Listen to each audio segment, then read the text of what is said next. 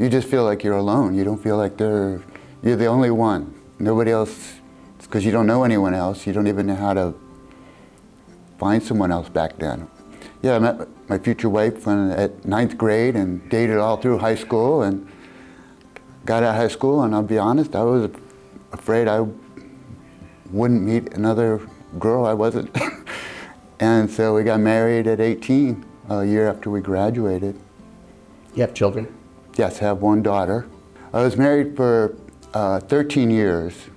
10 we were together and 3 we were separated. The late 70s and early 80s, that's when being gay was starting to be accepted. And of course then AIDS hit, and then you went back in the closet. In the early 80s, I had gotten out of the Army. I had my GI Bill, so I was able to go to college at Broward Community College then. I got my 2-year degree. So then I was able to go. I started in as a manager, they called us. It was a battalion chief. And then late 97, I got appointed as interim fire chief of Broward County. And how long did you stay interim fire chief? Well, only like 3 months, and then I got the job permanently. Okay. So you were the fire chief of Broward County? Yes. In 1997. And at that point, you were an out gay man? Yes. And so you don't feel that that hindered you at that point in your career, did it? No.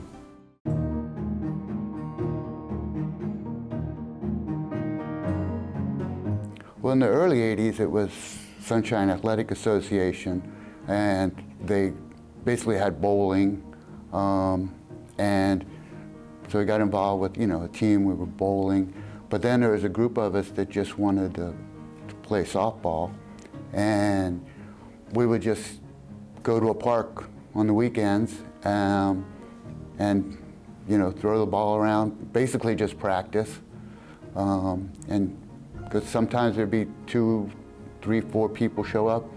Sometimes we'd get, a dozen. So it was just getting out in the park and, doing something. It was usually one field. It was just us. So mostly at Croissant Park. First off, after a couple years, then we actually got a little more organized, had regular people showing up, and Stan Butler got us signed us up to play on a City of Fort Lauderdale League, and he hand painted some shirts, and we went and started playing in the City League. And which was not a gay league, was it? No. So, but you were a gay team playing in a gay league. Yes. And were the other people in the other teams aware that you were a gay team? I don't think at first, but I think they caught on after a while. They figured it out. City of Fort Lauderdale, I remember Fort Lauderdale Police Department, we had a young guy, and they just cold-cocked him and knocked him down coming to the base. And it was like, I don't know why they did it, but it was just like, it was totally unnecessary, and I was vocal. There was no reason to do that. I've never seen it happen again. And then they tried to provoke me to go over and get in a fight with them after the game in the parking lot. And I'm like, I'm not gonna do that.